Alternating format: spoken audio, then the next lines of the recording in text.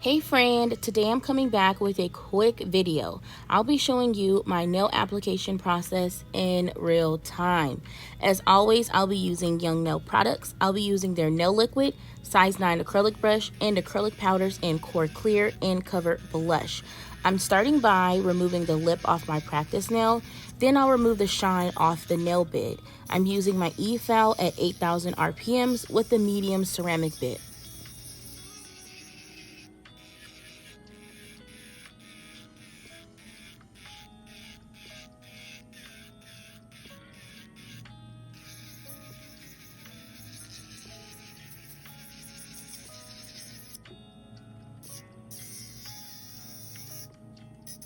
Going in with my Tammy Taylor peel and stick file just to rough the free edge. I'm also taking some swipe to clean the nail and prep for the nail tip. I'm brushing on some nail glue on the free edge of my practice nail, and then I'm taking a long tapered square tip. I'll hold it in place until it's dry.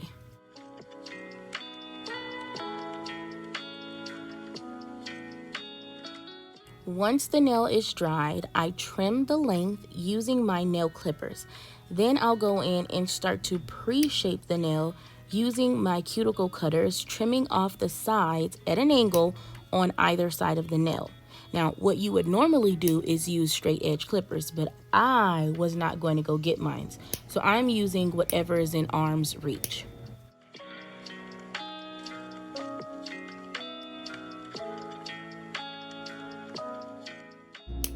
Now that I have a rough shape, I'm going to start filing the nail using my Tammy Taylor peel and stick file.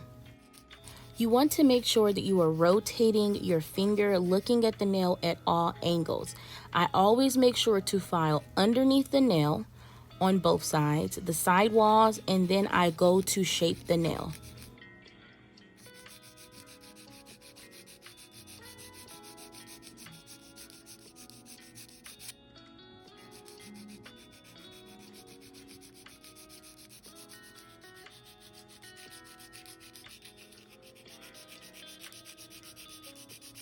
I usually etch the nail tip after shaping, but I seen a hack that doing it before helps you see the nail tip a little better, making the shaping process a little bit faster. So I'm just taking my E-file. This is a sanding band in medium, and I have this set to about 6,000 RPM. Etching the nail, I'll go in and do some more shaping with the file and also my Tammy Taylor peel and stick file until I am satisfied with the shape.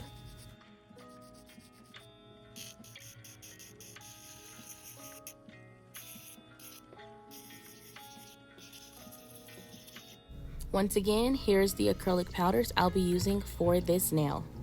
Using some swipe to clean and dehydrate the nail, then I'm going in with Protein Bond. If you know, you know. I'll apply this all over the nail bit area and allow it to dry.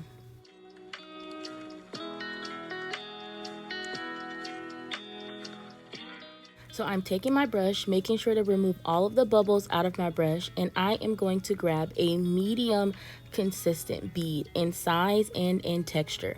I'm going to hold it for a few seconds until the texture starts to disappear on the bead, and then I'm going to place it where the nail tip meets the nail bit. I always drain the liquid from my brush to make sure that I'm not over flooding it. I think I went a little too far because it started to stick on my brush, but that's no biggie. You just want to apply more monomer and get the right ratio. So I'm going to make sure that it's covered from side to side, smoothing out where I placed the bead, and then I'm just going to walk it down the length of the nail.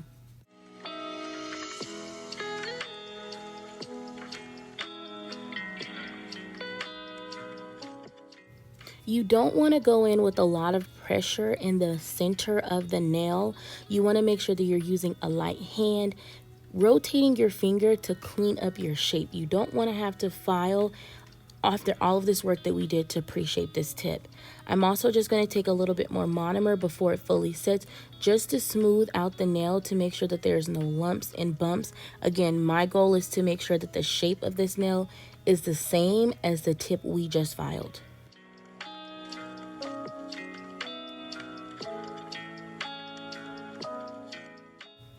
Okay, I am going in with my second medium bead. I'm going to hold it on my brush for a little bit. This allows it to kind of preset so it's not running all over the place. Because I'm actually on the nail bit, I want to make sure that I'm not blooding any sidewalls or cuticles.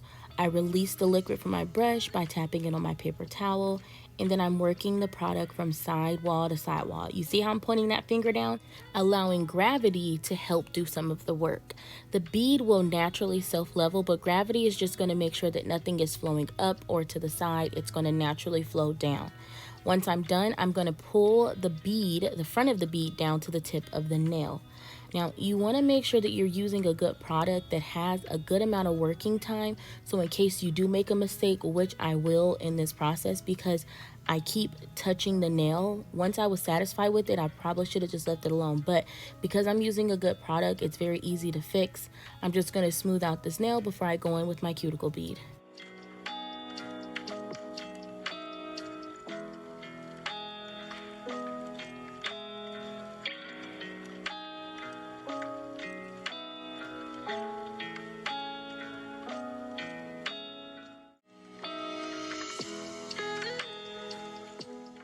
While smoothing out the nail, I'm also making sure to keep where the bead was placed very thin. I want to be able to control where I'm building bulk and not allow the beads to do so.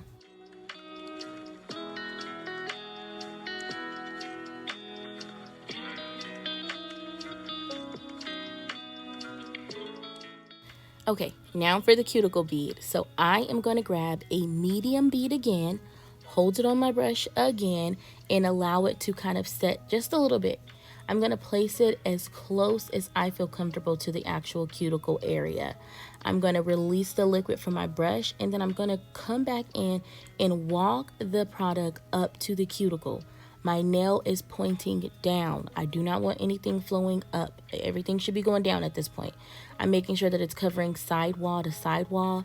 This nail tip is a little weird, so I see that it looks like it's flooding the sidewalls, but there's actually a gap, and I'll show you when I kind of go over the final shape, but you'll see that there's a space between the practice nail and the actual like fingernail area.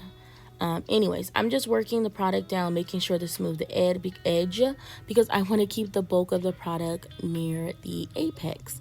And I'm just going to smooth this down. I typically like doing thinner nails. This is not a super long nail, so it does not require too much thickness. But I'm just going to make sure that there's enough thickness to sustain this nail for everyday use. I'm going to clean up anything that I need to. And then I'm going to continue to smooth the nail. I'm looking at it from all angles to make sure that I'm satisfied with the nail. Now I'm going to clear cap. I don't need to build bulk because the apex is there on the nail to my likings. I'm just going to take a medium bead and I'm going to leave it more runny. I'm not going to hold it on my brush for very long, just enough until all of the powder is wet. I'm going to release this bead, drain the liquid from my brush, and work the clear product up to my cuticle. I do not want this area to be thick or bulky, so that's why I'm walking up the amount that I need there. I'm just going to go ahead and like quickly swipe the product down, removing any unnecessary amount of clear liquid until it starts to set, and then I'll go in and smooth the overall nail. Again, I don't need too much clear to kind of build bulk. I'm just kind of capping in the design and the glitter of this beautiful acrylic by Young Nails.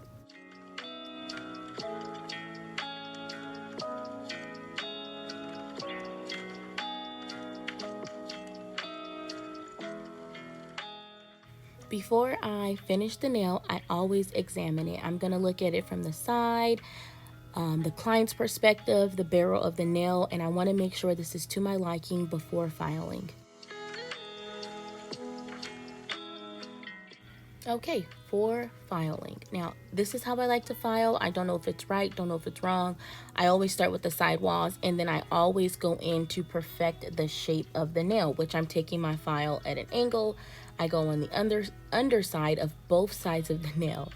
Once I get done from creating a sharp ledge on the nail, I then go in with my e-file, and I'm going to go ahead and take my e-file. This is a fine carbide bit. This is on about 6,000 RPM, so it's not fast at all. I probably should have had it up a lot faster, but this is where I'm at, 6,000. Just gonna follow the cuticle to seal it and make sure it's nice and thin. Now where that ledge I created, I'm also taking the E-file to file it down. This is gonna make the nail appear as more lighter and not as heavy. By removing that ledge, it just rounds it off, you know. So I'm just gonna go ahead and just quickly move the file around the nail. And I also like to go back over the cuticle one more time to make sure I'm not missing anything and that is truly flat. I like to do my finish filing using a hand file. So I'm taking my 150 grit file and I am going to go ahead and file the surface of the nail to make sure that there are no high and low points.